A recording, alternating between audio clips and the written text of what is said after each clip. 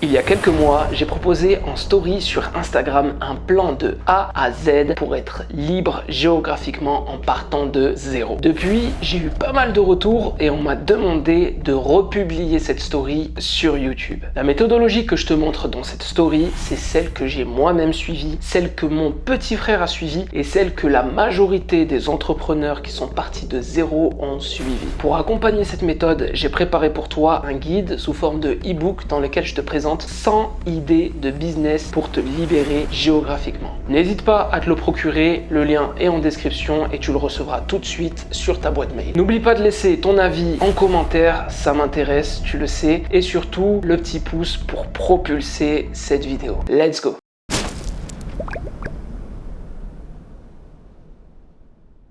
Aujourd'hui, story, comment débuter de zéro, rien, wellou, nada. Étape 1, échange ton temps contre de l'argent. Trouve un job, de préférence un CDI ou un CDD, minimum sur 6 mois. Ça va te permettre, après ton contrat, de prétendre à l'allocation au chômage, ce qui est super quand tu veux commencer. Comme ça, tu as plus de temps et tu as un revenu. Ce job-là, il va te permettre de payer tes charges et il va te permettre de mettre de côté. Donc, vis en dessous de tes moyens. Tu manges des pâtes, du riz, on est tous passés par là. Mange des pâtes et du riz, vis en dessous de tes moyens et dis-toi dans ta tête, ça dure que quelques mois. Ok ? Donc tu prends sur toi, tu travailles 6 mois minimum et après, étape 2. Maintenant, pendant cette période de travail, donc pendant ces 6 mois minimum, tu vas mettre en place un plan d'action pour ton futur business. Tu vas te renseigner sur les bases de l'entrepreneuriat. Tu vas te renseigner sur le mindset de l'entrepreneur, sur l'état d'esprit que tu dois avoir pour entreprendre et tu vas te renseigner sur les 4 piliers de l'indépendance financière. Quand je dis tu vas te renseigner, c'est que tu vas étudier ça sur YouTube, sur les forums, sur des blogs.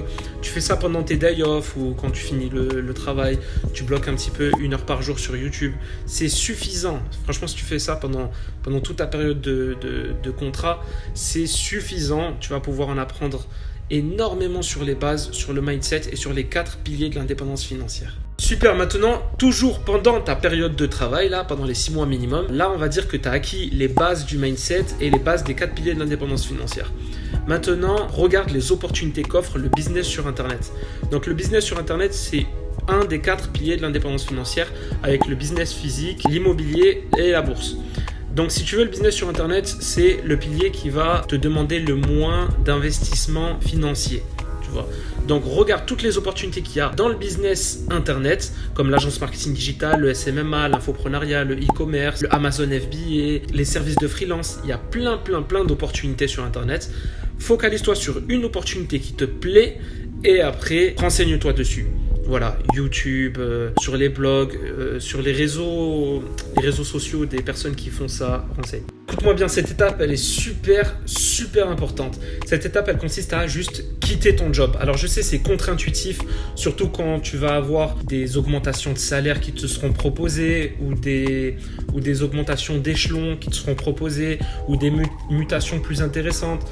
Surtout, ne tombe pas dans le piège du salariat où tu rentres dans cette roue et ça n'en finit plus. Et en fait, c'est la zone de confort. Tu te sens à l'aise parce qu'il y a une bonne équipe, il y a des horaires flexibles, tout ça. Ne rentre pas là-dedans. Tu t'es renseigné sur les bases de l'entrepreneuriat, tu t'es renseigné sur les opportunités qui te plaisent et tu as mis en place un plan d'action. C'est le moment de partir. Tu as cotisé pour ton chômage, tu fais une rupture conventionnelle et tu te concentres à 100%. Maintenant, tu as tout ce qu'il faut et en plus, tu as du temps. Donc, tu as tout ce qu'il faut, tout ce que tu as acquis pendant les 6 derniers mois, plus le temps. Maintenant, ton contrat est terminé ou alors tu as demandé une rupture conventionnelle. Félicitations, tu as réussi le plus difficile. Maintenant, tu t'organises. Donc, tu fais les papiers pour la demande de chômage, histoire que tes prestations de chômage, elles couvrent tout ce qui est tes charges, loyer, courses, tout ça. Et avec les économies que tu as fait sur les derniers mois de travail, tu m'achètes un PC, pas moi, hein, tu t'achètes à toi un PC et donc je me suis fait un auto-fou rire tout seul.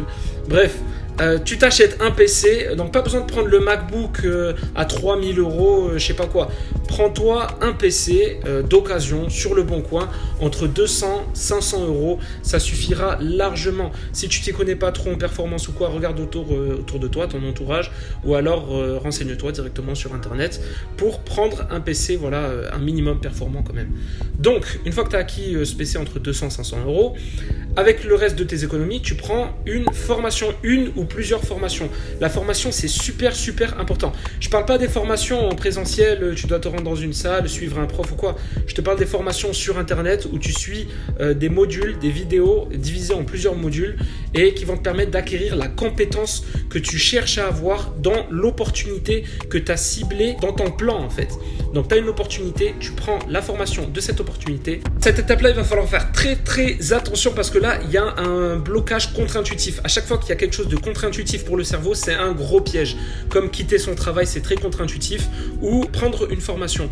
Prendre une formation, pourquoi c'est très contre-intuitif? Parce que tout le temps que tu vas passer à étudier cette formation, tu vas rien gagner. Tu vas pas gagner d'oseille. Et du coup, pour le cerveau, tout le temps que tu es en train de passer là, c'est du temps qui sert à rien, quoi, qui rapporte rien. Donc, c'est très contre-intuitif. Mais ne tombe pas dans ce piège. La formation, c'est super important. La formation, si voilà, tu prends un formateur qui est expert dans son domaine, il va te permettre de créer ton business étape par étape et d'éviter les pièges. La formation, c'est comme un GPS. Et en plus, le fait de mettre de l'oseille dans ta formation, ça va te motiver. Tu vas te dire, ok, là j'ai mis tant d'euros, il faut vraiment que je réussisse et il faut vraiment que je termine cette formation et que je commence à vendre. C'est important.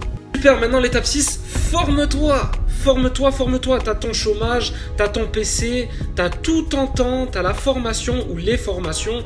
Forme-toi. Sois vraiment persévérant, même si c'est vraiment très contre-intuitif de passer des heures et des heures et essayer de pratiquer, tomber, voilà, ne pas y arriver. Ouais, mais le formateur n'explique pas ça, je dois chercher sur Google et tout. Ça saoule, mais à la fin, tu vas gagner une compétence. Je te recommande de faire ça quand tu as du temps. Ne fais pas ça à côté de ton job, parce qu'en fait, c'est quelque chose qui va te demander beaucoup d'énergie. C'est pour ça que je te dis, fais ton job d'abord. Ça, déjà, ça va te prendre beaucoup de temps, beaucoup d'énergie. Et quand tu passes en mode chômage ou en mode voilà, avec un revenu passif, là à ce moment-là qui paye tes charges et tout, qui te libère ton temps, là à ce moment-là tu te concentres, t'es focus sur la formation, sur le domaine que tu t'es fixé. Excellent, maintenant tu as fini ta formation et tu t'es formé. C'est bon, tu as acquis une nouvelle connaissance, tu as acquis une nouvelle compétence, une compétence que tu pourras vendre, une compétence que tu pourras échanger contre de l'argent. Mais c'est pas aussi facile que ça. Tu as passé le plus dur, mais maintenant il va falloir apprendre à vendre. Il va falloir apprendre à chercher des prospects. Il va falloir apprendre à recommencer parce que ça marchera pas forcément du premier coup et ça marchera même très certainement pas du premier coup. Tu recommences et plus tu recommences, plus tu gagnes en expérience et plus tu gagnes en expérience et meilleurs seront tes résultats jusqu'à ce que tu deviennes un expert. Un expert, c'est quoi? C'est quelqu'un qui a une expertise. Et quelqu'un qui a une expertise, c'est quelqu'un qui a de l'expérience. Donc, accumule de l'expérience jusqu'à devenir un expert dans ton domaine. Étape finale. Donc, étape finale, ça y est, maintenant, tu es un expert. Tu as développé suffisamment d'expérience pour devenir un expert dans ton domaine. Et maintenant, tu as un business en ligne qui rapporte. Donc, qui rapporte suffisamment pour que tu puisses te libérer géographiquement. Donc, tu peux changer de ville, tu peux changer de pays quand tu veux. Voilà, si l'hiver ça te saoule, paf, tu bouges, tu passes 2-3 mois ici, là-bas. Bref, suivant tes revenus. Et une liberté de temps parce que dès que tu as un business qui tourne, tu peux déléguer une partie de ton business à une équipe ou alors à des freelances, ce qui va te libérer du temps. Et avec ce temps, tu acquiers de nouvelles compétences dans un des 4 piliers de l'indépendance financière. Ça va te permettre de créer un nouveau business et de diversifier tes revenus. C'est le mieux. Comme tu l'as vu, ça va demander du travail et de la persévérance. Et attention, je ne dis pas que c'est facile, je dis que c'est possible. Si c'était facile, tout le monde l'aurait fait et ce serait accessible à tout le monde. Mais justement, ce qui est intéressant, c'est que ce soit accessible qu'à ceux qui se sont donné les moyens. En gros, que ce soit possible à ceux qui le méritent. N'oublie pas, en description, je t'ai laissé un guide complet avec 100 idées de business en ligne pour te libérer géographiquement. Tu peux prendre ça en description et tu recevras ton ebook sur ta boîte mail. À tous les digital nomades, à la semaine prochaine.